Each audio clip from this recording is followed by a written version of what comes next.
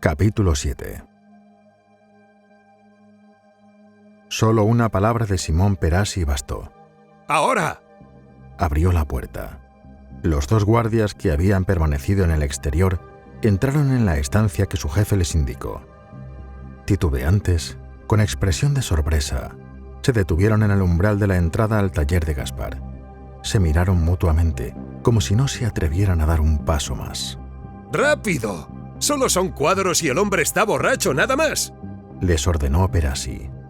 Cuando los dos policías, decididos a echarles mano y sacarlos de allí, se acercaron a los cuadros, que ya comenzaban a ser una cantidad considerable, los terribles contornos de estos adquirieron mayor detalle y los paralizó de nuevo, esta vez de puro terror.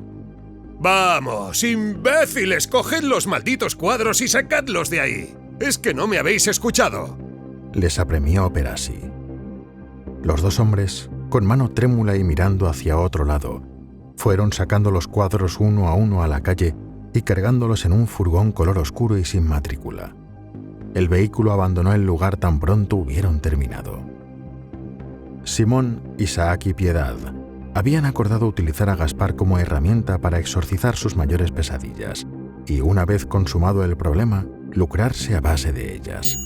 Lo harían vendiendo los cuadros de las mismas a grandes museos pictóricos, galerías o exposiciones de arte, ignorando por completo las peligrosas consecuencias de tener un miedo que siempre había sido parte de ellos fuera y muy lejos de sus vidas. La versada mirada de un perito experto en arte les aseguró que aquellos cuadros valían una fortuna.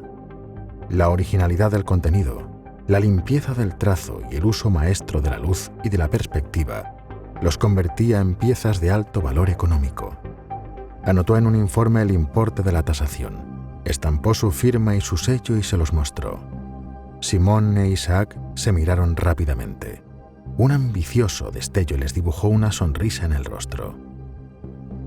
Piedad agachó los ojos. La avaricia había terminado por hacerla sucumbir. Era consciente de lo que estaba haciendo.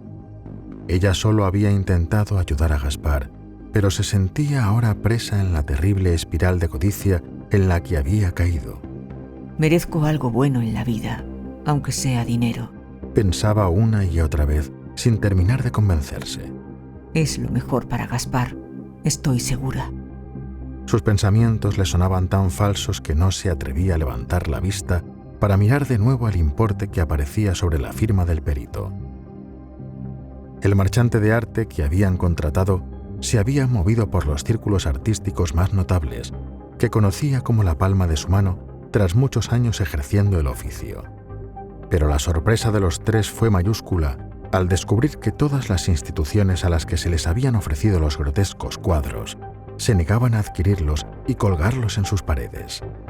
Solo un extraño y apartado museo al norte de España estuvo interesado en alguna de las pinturas y las adquirió por grandes sumas de dinero.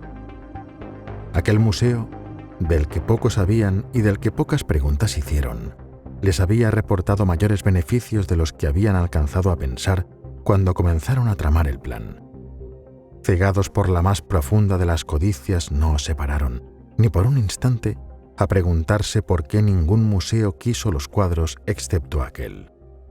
El marchante de arte parecía, además, con ganas de quitarse el trabajo de encima.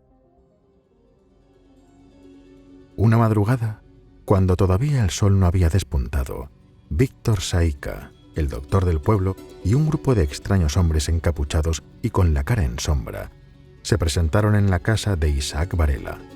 Gralona, Arco y Zasha, los primeros cuadros de Gaspar, fueron adquiridos aquella misma madrugada por el extraño grupo de hombres por una cantidad tan ingente de dinero que cualquier persona habría dudado de su legítima procedencia.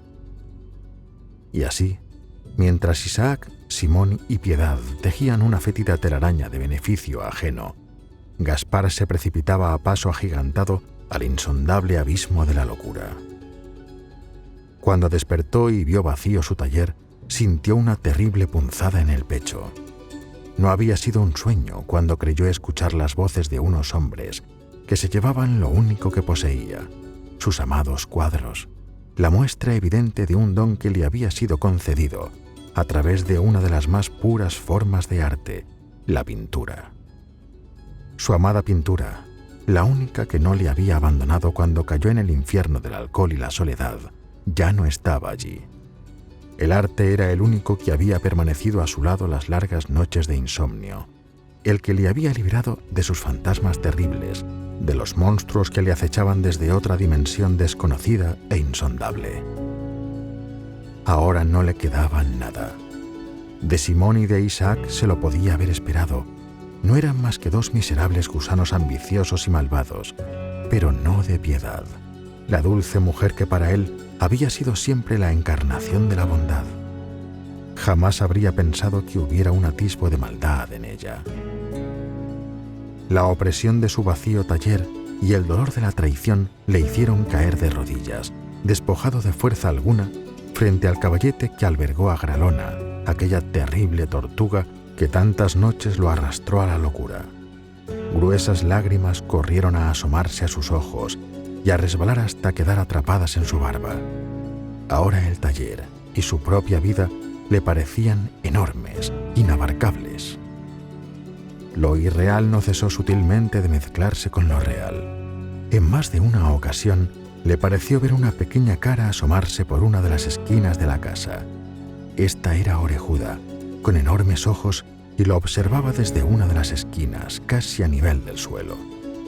«Píntalo», le decía. Pero Gaspar no sabía qué quería decir con aquello. La voz, que creía que procedía de aquel rostro desfigurado, se mezclaba con otras muchas que iban y venían. Se tapaba los oídos en un inútil intento de dejar de escucharlas, pero aquello no parecía dar resultado. De pronto creyó entenderlo. Cogió uno de los muchos lienzos en blanco y lo colocó donde hacía tan solo unos días había colocado por primera vez el que sería el primer cuadro de aquella etapa: Arco. Un destello ocre de luz que medía inciertamente la hora se reflejó en el vidrio de su botella. Siempre el maldito alcohol.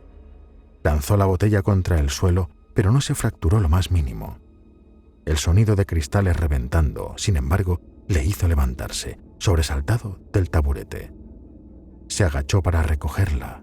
Estaba intacta, pero al acariciarla con la mano izquierda, miles de diminutos pedazos se dispersaron en el aire y quedaron flotando en él durante algunos segundos para caer después con fuerza. Se había cortado la piel y sangraba. Le escocía demasiado para ser un sueño. Se limpió la mano en la tela inmaculada sobre la que iba a pintar lo que le ordenaba aquella voz imperativa, cuyo susurro se alzaba sobre el de las demás. El rastro que la sangre dejó en el lienzo le pareció el inicio de algo que ya vagaba por su mente. Cogió el pincel y, con mano firme a pesar del precario y enfermizo estado mental y físico en el que se encontraba, lo impregnó de un color azulado y rojizo al mismo tiempo. Lo aproximó al lienzo y pintó. Volvió a mojar el pincel en esa misma tonalidad y volvió a llevarlo al que sería su último cuadro. Aquellas diestras pinceladas en la parte más elevada del lienzo pronto dejarían entrever un terrible cielo bermejo.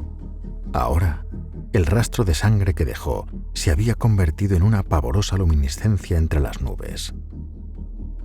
Bajo aquel cielo que presagiaba muerte y destrucción, comenzó, de forma lenta y calculadora, a trazar 4 siluetas que, con el lento pasar del tiempo, pronto comenzarían a adquirir unos inequívocos y reconocibles rasgos.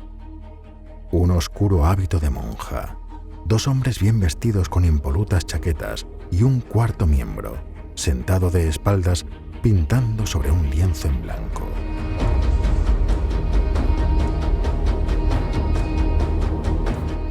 Gaspar plasmaba, en este nuevo cuadro, en el mismo lugar donde habían habitado las anteriores pesadillas, la imagen viva de la que ahora lo tenía preso en un limbo, a medias entre el sueño y la vigilia, entre la sinrazón de la locura y el orden que hay bajo la luz del día. Su pincel, cargado de odio y de destreza, de miedo y de pasado, recorría la tela blanca como si volase contra el viento, con la fatigosa dificultad de quien apenas tiene aire para respirar, de quien se muere de sed en un océano plagado de remolinos monstruosos. En ese preciso instante todo se volvió negro. La luz se transformó en oscuridad y la vida en muerte.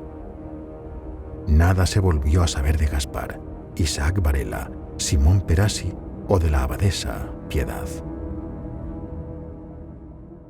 La búsqueda fue todo un desafío para las autoridades de los escasos pueblos y ciudades vecinas, que en vano removieron hasta el último recoveco de los alrededores sin éxito. Parecía que el infierno los hubiera engullido a los cuatro. Sus ropas permanecían en sus armarios y sus pertenencias intactas.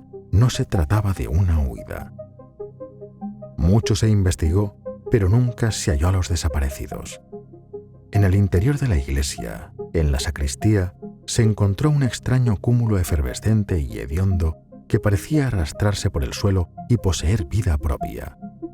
Ese mismo cúmulo, compuesto por un organismo desconocido para la ciencia, también apareció en la casa del alcalde, en la del superintendente de policía y en la de Gaspar, frente al último cuadro que había pintado éste y en el que se representaban ellos cuatro. La última pesadilla había quedado atrapada en la misma prisión que el propio don que la capturó. Los rostros deformados levemente por la codicia que en él aparecían daban testimonio de la tortura de haberse convertido en una pesadilla de la cual ya no podrían salir jamás. El pintor aparecía de espaldas en su último cuadro, quizás sin saber aún que estaba cautivo en su propia pintura.